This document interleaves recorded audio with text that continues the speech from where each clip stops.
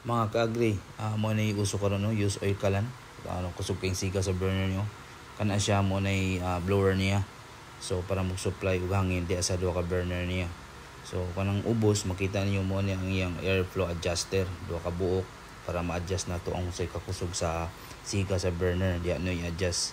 And then kanang sa taas mo diya sa ibutang ang use oil nga para itubil diya sa kwan. Kaning tawanan mo ni gaymo mo ni barkada na kuna. So yang gitubilan og use oil tanawa.